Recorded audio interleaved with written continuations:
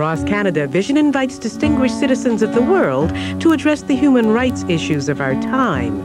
Half the world is starving, half is struggling to live, half is sitting tight.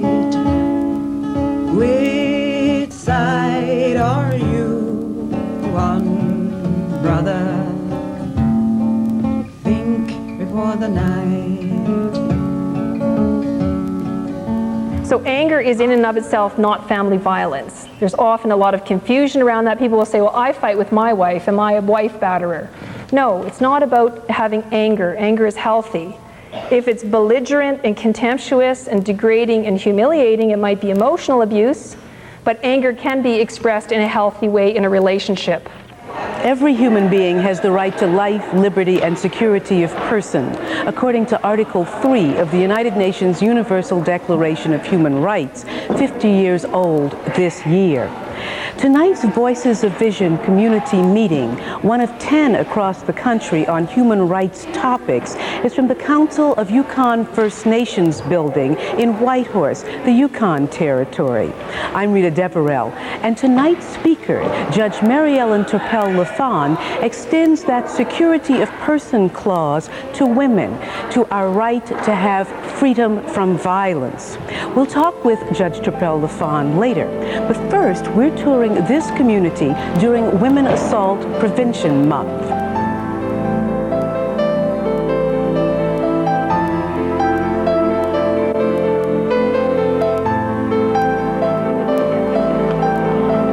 What is one of the issues that is really pertinent right now, and with the cases that have been happening and with a lot of the assaults, we thought November Women Assault Prevention Month, it's still not, it is still happening in the Yukon. It's still a big issue in the Yukon. It's still a big topic in the Yukon.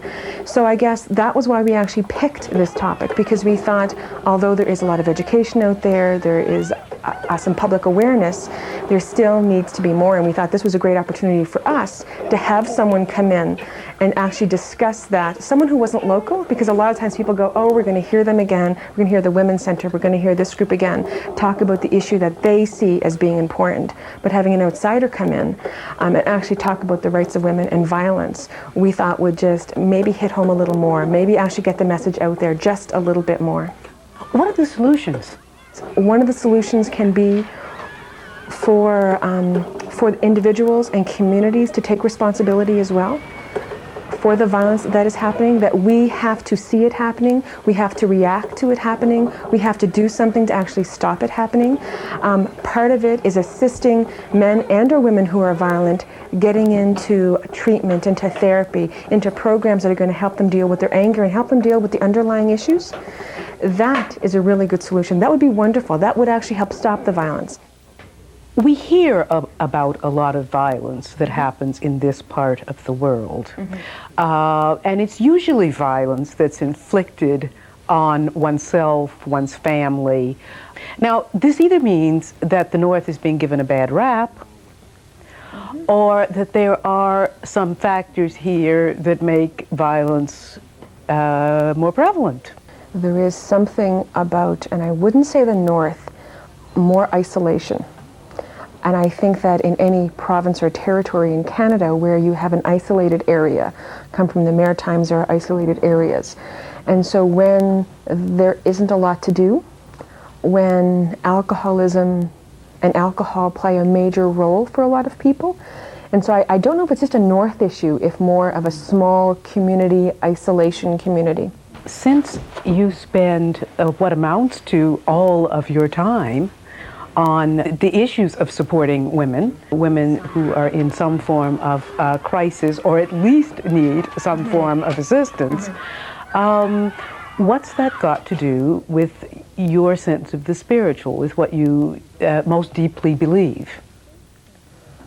Well, I guess the first thing is that for me, spirituality is part of who I am. So when you had asked me this question a while ago, I thought, how do I explain what it means to me? And I guess for me, spirituality for me is the centeredness for me, the knowing that I'm connected to something else, be it the creator, the god, the goddess, whatever it is. And knowing that I mean something in the big scheme of things. And I guess for me, working with women, with and for women, keeps me that connected to other women who might not feel that they are worth something. When Voices of Vision returns, a personal conversation with Judge Mary Ellen Turpel Lafond.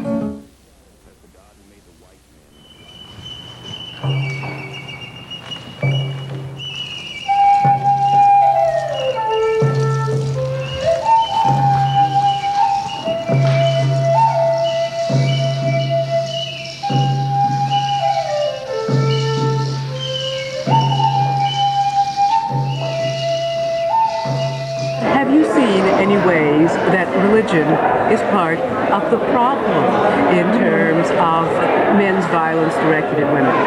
That's a very complicated area. There's no doubt that there's such a range. I mean, people's spirituality, even on the Christian side, there's such a range. I mean, there certainly are strains of Christianity which see that women's place is of one of inferiority, that take that interpretation. It's very challenged by the most exciting Christian scholarship today is the feminist Christian scholarship, I think anyway, that has examined some of the mythologies that come into some of these extreme belief systems. But in many ways, a religion that preaches an inequality of women is a religion that is going to cause a red flag in terms of mistreatment of women and violence. There's no doubt about it, because study after study has shown that attitudes, sexist attitudes, and attitudes that man is the head of the household and the woman is inferior, those are the kinds of attitudes that you see in battering relationships. I'm not saying every time, but you do see them. So there would be a concern if there was a very intolerant interpretation of women's role.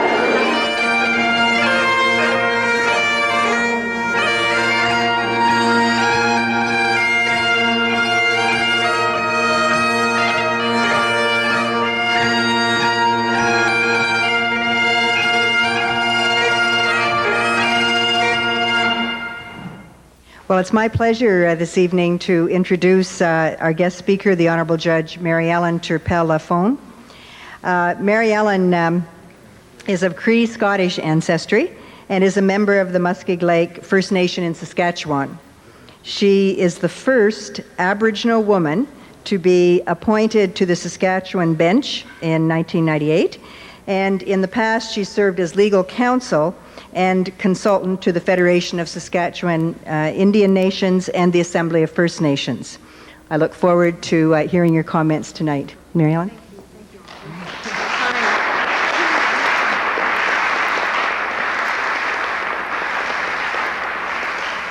I think it's very important that leaders in any context of our nation, whether they be on the court, political leaders, municipal leaders, business leaders, it's very important that we come out and talk about experiences of violence and that we discuss it publicly.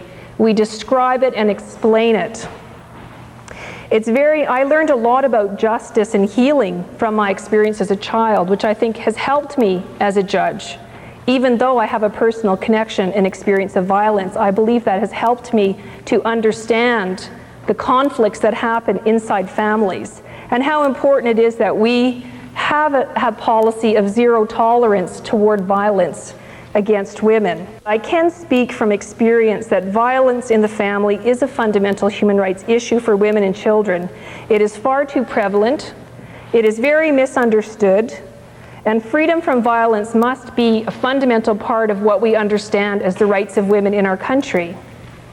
So one of the things that I think is very helpful is to talk about myths around family violence and domestic violence as a way to raise awareness and education pertaining to family violence in our society. First of all, let me set the bit of a stage before I go into the 10 myths by what do I mean by violence and family violence, domestic violence. I mean violence by partners in a marital relationship toward each other and or children. It includes emotional abuse and intimidation, including degrading remarks and destruction of property or pets. Anger is in and of itself not family violence. There's often a lot of confusion around that. People will say, well, I fight with my wife. Am I a wife batterer? No, it's not about having anger. Anger is healthy. If it's belligerent and contemptuous and degrading and humiliating, it might be emotional abuse, but anger can be expressed in a healthy way in a relationship. Myth number 1, both men and women batter.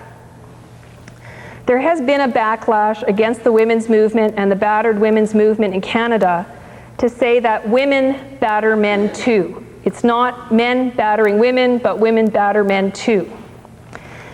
And as I said, some people refer to themselves as battered husbands.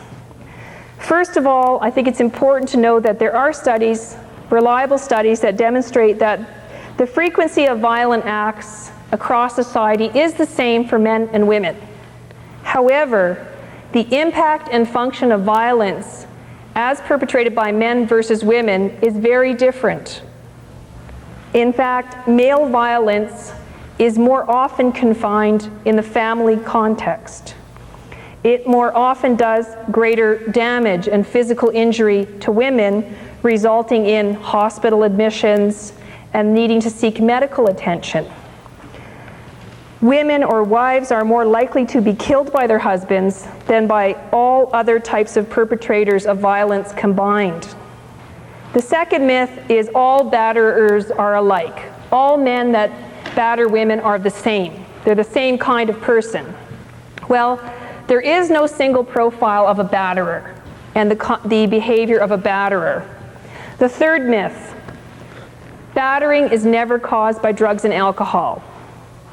When Dr. Lenore Walker did her study, she said that alcohol abuse is the strongest indicator that men would be physically aggressive to their partners in the first year of marriage. It's not that alcohol and drugs cause violence, but that it is connected in a complex way to violence. Some researchers and many feminists say that alcohol and drug use is not an excuse. And there's no doubt that that's a valid point. It's not an excuse, but it's an oversimplification to say that, because there are men who only batter when intoxicated. There is a complex relationship between alcohol and drug abuse and battering. The fourth myth, batterers can't control their anger. The myth goes, batterers snap. I just lost it and punched her in the face. I blacked out. I don't remember what I did. I strangled her. Whatever. The idea that men snap and have no control and no responsibility for abuse is a myth that's very prevalent. There is a very small group in society that have those kinds of psychotic episodes to have no responsibility for their action. In fact, this myth that batterers can't control their anger is one of the ways that men who are in battering relationships deny responsibility for their conduct. Battering involves a choice, just like drinking involves a choice. The fifth myth about family violence is that battering stops on its own in many cases. That somehow, one day in the future, it will just stop, because it does stop for women. There are very few studied instances where battering has stopped. Physical abuse will decline. There'll be less physical abuse because emotional abuse takes the place or is proxy for physical abuse. A man that physically abuses a woman can own her and control her in the future through emotional abuse. So driving recklessly when angry is as effective as a physical assault in upsetting and controlling the conduct of a woman. The sixth myth, which is a very difficult one, is the idea that psychotherapy or cognitive therapy or treatment is better than other alternatives like incarceration or prison. Again, there's no iron rule here, but studies have clearly demonstrated that in fostering accountability and responsibility in batterers for their conduct, often counseling and therapy is not effective at all. And it really depends on the kind of counseling and the kind of therapy. And I think this is especially important for Aboriginal people and First Nations people, where there is a gross misrepresentation of Aboriginal people already in correctional facilities, and where there's a high incidence in the First Nations community of family violence.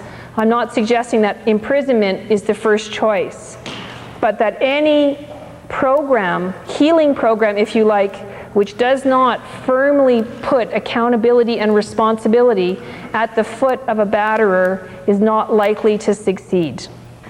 The seventh myth, which is related to the discussion I've just been taking you through, is the idea that women provoke men into battering them, that women ask for it.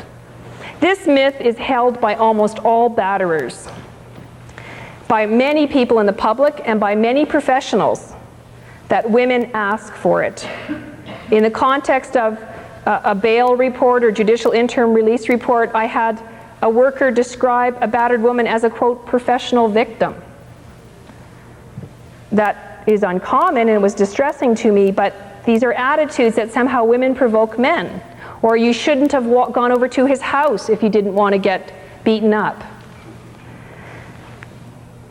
And men often use this excuse, battering men, that is, often use this excuse. They'll say something like, well, if you'd only stop using that language or wearing that dress or talking that way or cooking this way, maybe I wouldn't lose it and have to beat you or whatever. The eighth myth, and we're getting into very complex territory here, is women who stay in abusive relationships must be crazy. That's the public view. Women that stay in relationships, they must be crazy. Well, first of all, it's a very flawed assumption. Women do not stay in abusive relationships. In fact, the recent literature indicates that about 38% of women leave abusive relationships. And when you consider that the divorce and separation rate is about 40%, that's a very high rate of women that leave abusive relationships. The ninth myth is that battered women could stop the battering by changing their own behavior. It's related to the other one, that women cause violence, provoke violence. Women, it's very important to understand that battering has a life of its own. It's very unpredictable. Any child, anybody who's been through a relationship of abuse knows the pattern of violence is unpredictable. It matters little what women do or say. The controlling abusive behavior will happen in any time, for any reason. There may be alcohol and drugs involved, that's an additional risk factor, but women can't stop the battering by changing their own behavior. Even women who, to comfort or provide security to a batterer in a relationship, have no contact with their family, have no contact with friends, have no contact outside the home. Even women whose cases I've seen where they've been confined to their residence by their man, therefore live the perfect life of total control, still face unpredictable violence. The final myth, the 10th myth, is this. The myth is that there's one answer to the question, why do men batter women? No, there isn't a single answer to that question. It is as complex as any issue that we face in our society. There is a close relationship between social class and battering. Battering is more common in poor communities. Racism and poverty can be contributing factors, very important contributing factors. And of course, it's important to say that even though we have a culture that may have male dominance in it, not all men batter. Not all men batter. So you can't simply say that's the reason. It's a very complicated explanation. In fact, what I find as a judge is I have to look more at the dynamics of relationships to understand when is there battering and when isn't there battering. You have to look at that dynamic. Is there anger that's expressed healthy ways? Is there a way to withdraw before something escalates into violence? But there certainly are broader societal factors around violence. So those are the 10 myths, as I see them, around violence. Now, I'd like to conclude by just enforcing the point that freedom from violence for women, just like freedom from violence for men, children, has to be seen as a basic human right. There are many initiatives to have a coordinated community response to violence that have been effective. We may never eradicate violence. It might be an ideal, but I think it's a very important ideal that we work collectively on in all of our communities. Thank you.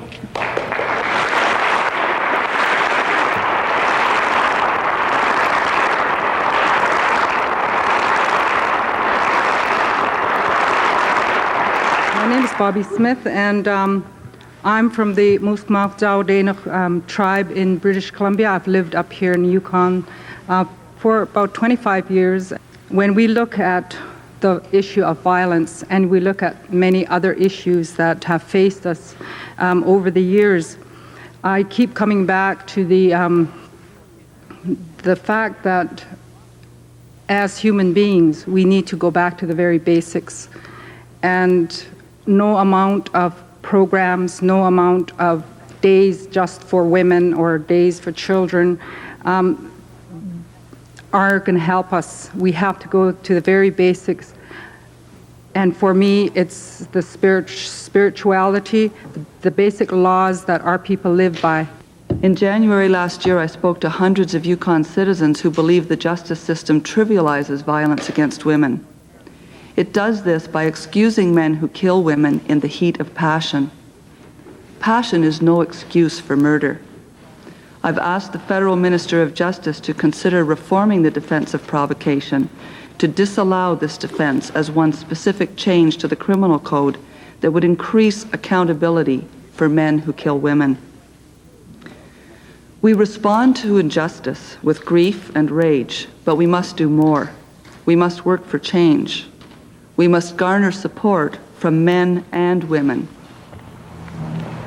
John Irving, I represent myself, I guess. I'm active in a few organizations. I have a question for the panel, and I expect there's a number of people on the panel who could answer this. Some years ago, I believe legislation was passed that the police would lay charges of assault in cases of domestic violence. It's been my understanding over the last couple of years that that hasn't been the case. And if it has, I'd like to know about it. I understand that to be the case, but I also understand and know that they don't always do that. And at Kwanlin-Dun, we certainly have had complaints from women who tell the story that a woman is badly beaten, the RCMP comes along and just doesn't bother to charge the man, and the woman is, obviously, being assaulted, and they don't do anything about it. So I think there's still a ways to go yet with the RCMP to ensure that that's consistent across the board, whether they're at Kwanlin-Dun or downtown Whitehorse, or Porter Creek. I don't think it should matter. It should happen. Hello, my name is Judy Johnny. I represent Women on Wings, which is a group for women with disabilities in Whitehorse. Women with disabilities are never recognized. As you can see, I'm the only visible one with a disability. With a visible disability. And even at that, it's hard to come and talk as one person. And it's nice to hear able-bodied people support us, because we can never get the support from anybody, including the police. And I don't even have a phone, so if I get abused, that's it. Nobody hears about it unless somebody finds me. Half is sitting tight. This has been Voices of Vision from Whitehorse, Yukon Territory on the rights of women. Join us again for another program on human rights. Think before the night.